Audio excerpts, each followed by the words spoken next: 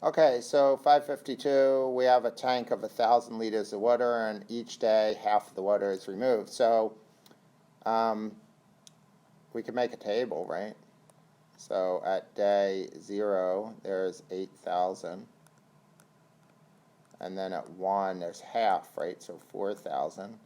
And then at 2, there's 2,000. And then at 3, there's 1,000. And then at the end of day 4, there's 500. So A is 500 liters, right? And then for B, they want the 8th day. So for 5 would be 250.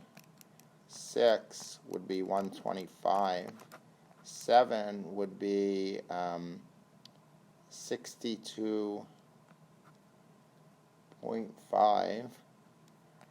And 8 would be 31.25. So B would be 31.25 liters, right?